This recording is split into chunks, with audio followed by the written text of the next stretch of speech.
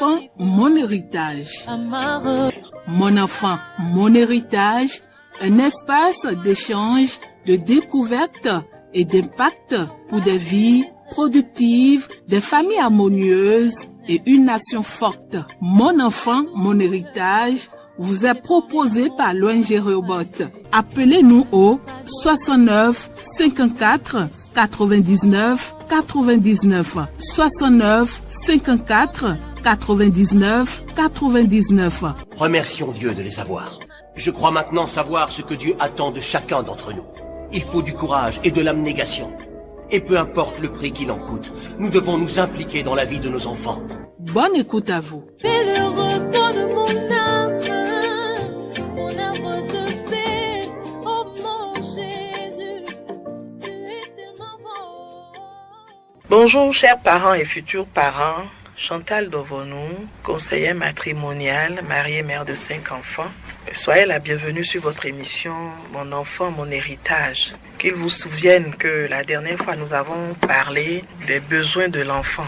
Et comme premier besoin, nous avions dit que l'enfant a besoin d'une relation profonde avec une personne adulte. Et j'expliquais que c'est ce que le psychologue Gary Chapman appelle le temps de qualité. Aujourd'hui, nous verrons les 4 autres manifestations de l'amour. Parce que pour Gary Chapman, on peut aimer de façon différente. C'est-à-dire que chacun manifeste l'amour qu'il ressent, que ce soit entre couples ou entre parents et enfants. Chacun le manifeste de façon différente. Et c'est bien sûr après des expériences de conseils dans le domaine matrimonial qu'il s'est rendu compte qu'en réalité, les couples ont chacun leur langage d'amour. Je donne un exemple très simple. Je crois l'avoir expérimenté aussi par la grâce de Dieu dans mes conseils. Un homme qui donne un cadeau à sa femme. Mais la femme n'a pas considéré le cadeau. Pour la femme, ça ne lui a rien dit. Ça ne lui a pas fait chaud au cœur. Et ça a été même un sujet de discussion. C'est plus tard que ce couple a compris qu'en réalité, les cadeaux ne disent rien pour la femme. Un autre exemple, ça c'était moi-même mon propre fils. Un jour, il m'a dit, mais maman, je travaille bien en classe, malgré tous mes efforts, mais tu ne m'as jamais offert même pas un petit biscuit, même pas un petit cadeau. Vous voyez? J'ai également une autre fille. Vous allez voir que elle aime tellement sortir en famille. De temps en temps, elle dit, ah, papa, maman, on va sortir. Quand est-ce qu'on va sortir ensemble? Quand est-ce qu'on va sortir ensemble? Si c'est le jour d'anniversaire, elle dit, non, on va manger ensemble. Par contre, elle a des frères qui, manger ensemble, ça ne leur dit rien. Sortir ensemble, ça ne leur dit rien. Vous voyez? Ce qui veut simplement dire que chaque enfant a son langage d'amour. Chaque enfant a son langage d'amour. Mais qu'est-ce que je veux dire brièvement? Même si chaque enfant a son langage d'amour, tous les enfants ont des besoins. Et c'est de ces besoins-là que nous voulons parler. L'un des besoins des enfants, c'est quoi?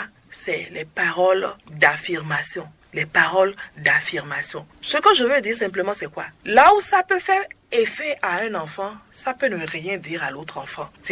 C'est en fonction du langage d'amour de chaque enfant que l'impact est plus grand. Donc, en général, les enfants ont besoin de paroles d'affirmation, de paroles valorisantes. Ça veut dire quoi?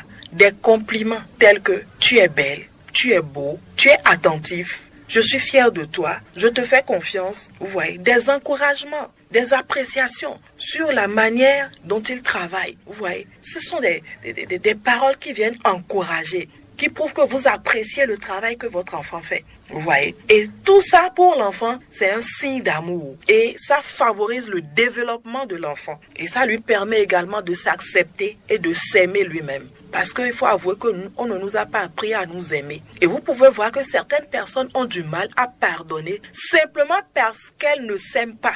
Oui, parce que pour pouvoir pardonner l'autre, pour pouvoir aimer l'autre, il faut d'abord s'aimer. Il faut d'abord se pardonner soi-même. Alors, 9 remarques positives contre chaque critique que nous adressons à nos enfants. Mais le constat est amer. Qu'est-ce qui se passe dans nos familles? C'est le contraire. Il y a plus de remarques négatives que de remarques positives. Tantôt tu entends, tu es nul, tu ne vaux rien, tu n'y arriveras pas, imbécile. Excusez-moi le terme, je suis obligée de dire certaines vérités. Oui, des parents qui vont jusqu'à dire, je te maudis. Oui, je connais des parents qui maudissent leurs enfants. Matin, midi, soir, comme on boit de l'eau. Oui, mes chers parents, laisse-moi te dire que si tu as l'habitude de maudire ton enfant, tu es en train de te maudire toi-même. Que le Seigneur t'accorde la grâce de la maîtrise de soi. Quel que soit ce que l'enfant fait, que le Seigneur t'accorde la grâce de la maîtrise de soi, la grâce de pouvoir te maîtriser, de tenir ta langue en bride comme la parole nous le demande. Et parlant de paroles d'affirmation, nous pouvons parler des petits noms d'amour tels que mon champignon, ma puce, mon chouchou, mon chéri. Oui, ça donne du sens. C'est-à-dire, ça fait chaud au cœur à l'enfant. Oui. Ou parfois, vous pouvez appeler votre enfant au téléphone. Aujourd'hui, nous avons des portables. Vous l'appelez. Ah, mon chéri, et ta journée, c'est juste pour avoir de tes nouvelles. Je t'aime, tu as de la valeur, tu as du prix. Ce sont des paroles qui donnent à l'enfant un certain sens, qui relève son estime de lui-même. Oui. Et encore qu'aujourd'hui, avec les WhatsApp et tout, il y a tellement d'émoticônes, il y a tellement de dessins qui parlent, des images qui parlent, que les jeunes, les petits copains leur envoient. Oui, que les petits copains leur envoient. Donc, chers parents, je voudrais m'adresser particulièrement aux papas, que les papas puissent vraiment faire de leur fille leur meilleur ami, leur confident. Oui. Nous savons que la tâche n'est pas facile. Le boulot, chercher de l'argent, oui. Mais si vous pouvez faire un effort pour avoir un brin de temps pour votre enfant, programmez cela. Vous avez le calendrier sur votre portable. Oui, vous avez les plannings sur vos portables aujourd'hui. Programmez cela. Ne serait-ce que, même si c'est 1-2 minutes, à telle heure, je dois envoyer tel message à ma fille chérie. Et l'enfant est là, et puis le message, ça sonne, plim, plim, plim, plim, et puis voilà, je t'aime ma chérie. Waouh, vous voyez. Quand un tel enfant va rencontrer un homme, elle sera obligée de venir vous le raconter. Il n'y aura pas de secret entre vous et elle. Pareil pour la femme. Il devrait y avoir une relation entre la maman et le garçon et entre le papa et la fille. Oui.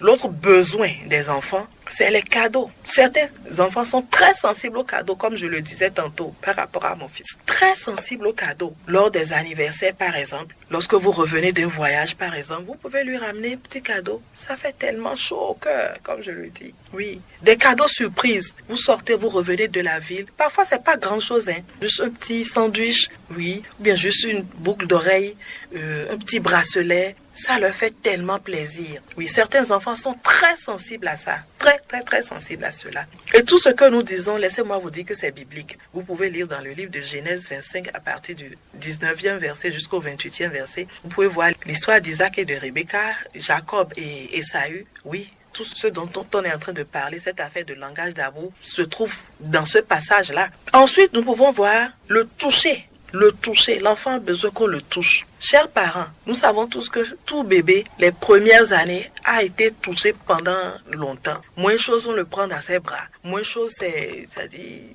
les accolades. Il a tété pendant des années, donc il est resté proche de sa maman, collé à la maman. Vous voyez, il a été touché pendant des années. Mais malheureusement, dès que un autre enfant vient, on commence par relâcher progressivement ses bras, progressivement, et jusqu'à ce que l'enfant rentre dans l'adolescence et sans se rendre compte que ces bras-là manquent toujours à l'enfant.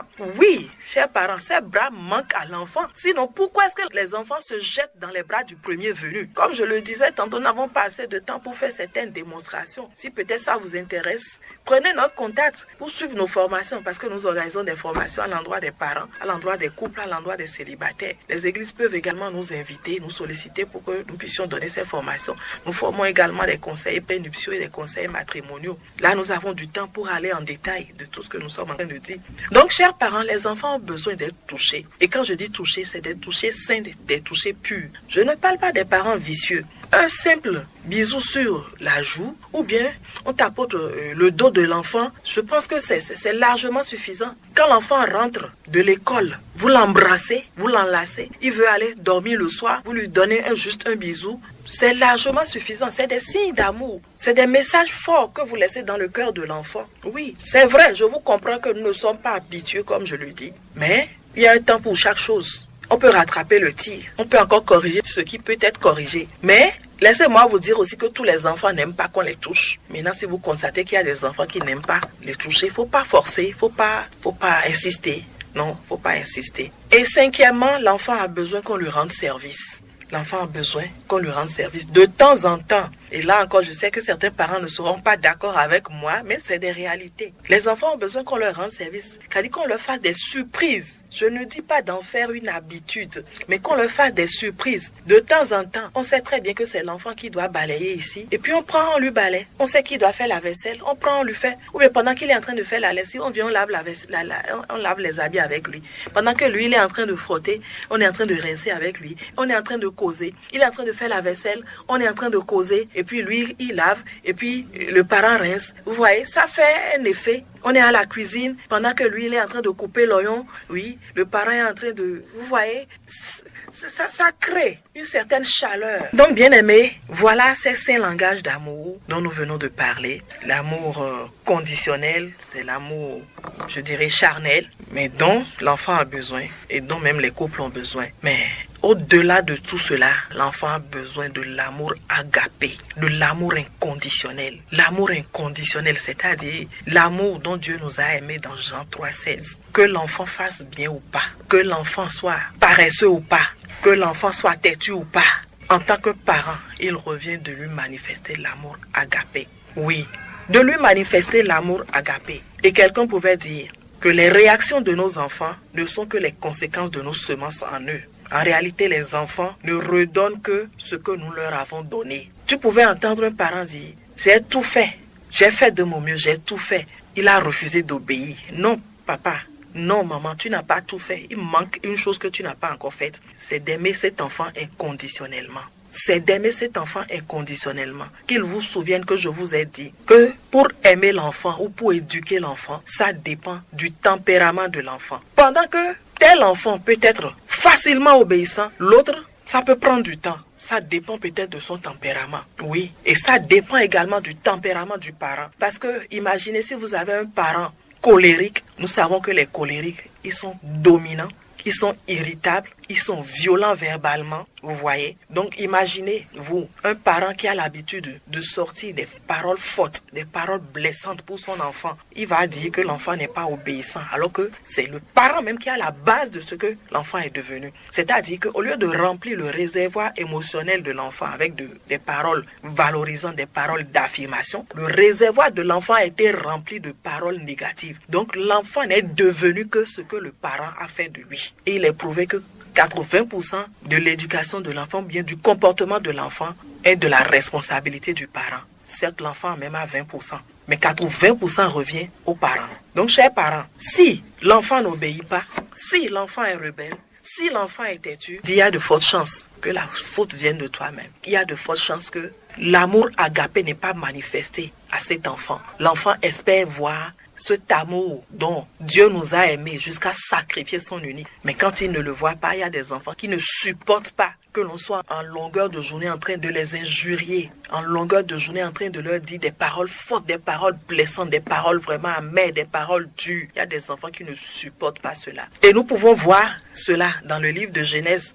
chapitre 25, verset 28. La Bible dit que Isaac aimait Ésaü parce qu'il mangeait du gibier. C'est ce que nous faisons. Ce sont les parents même qui divisent les enfants. Rebecca, elle aimait Jacob, simplement parce que quoi? Jacob restait quand même dans la tente avec lui, parce que certainement, elle, son langage d'amour, c'est le service rendu. Donc, Jacob restait à côté d'elle, l'aidait à la cuisine et tout. Donc, elle a mis tout son amour sur Jacob. Et vous avez vu la suite, vous avez vu ce que ça a créé dans le foyer, un foyer divisé, qui est allé jusqu'à la vengeance, l'amertume et même au meurtre, vous voyez. Donc, en tant que parents, il nous revient de faire l'effort. Je sais que c'est pas facile, mais c'est un effort que nous devons faire pour aimer inconditionnellement nos enfants. Que l'enfant fasse bien ou pas, que l'enfant soit paresseux ou pas, que l'enfant ait des faiblesses ou pas, que nous fassions l'effort de les aimer tels qu'ils sont, de les accepter tels qu'ils sont. La preuve est que nous, parents, nous continuons de désobéir à Dieu, nous continuons de demander pardon à Dieu et il continue de nous pardonner. Nous avons des faiblesses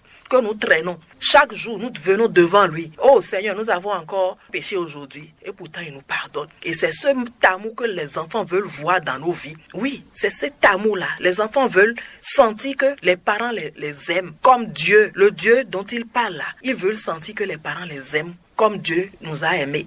Mais malheureusement, qu'est-ce qui se passe? Le parent est en train de répéter l'erreur de l'enfant du matin jusqu'au soir. La faute que l'enfant a commise depuis des années, on est en train de lui répéter cela, de lui ressasser cela chaque jour. Ce qui fait que pour l'enfant, le parent ne m'a pas pardonné. Le parent ne m'aime pas. Oui, c'est ce que ça veut dire pour l'enfant. Chaque fois que vous répétez la même erreur que l'enfant a faite depuis des années, pour l'enfant, c'est que vous ne l'aimez pas. Que le Seigneur nous vienne en aide. Et il m'a été donné de constater aussi que, par la grâce de Dieu dans mon travail de conseiller, que plusieurs parents, en particulier les parents chrétiens que j'accompagne, se plaignent de leurs enfants aînés, de leurs premiers-nés. Les premiers-nés sont problématiques dans les familles. Et après des investigations, après des questionnements, j'ai fini par comprendre que, en réalité, c'est l'ignorance qui est en train de nous tuer. Que le Seigneur nous vienne en aide. Dans ma détresse,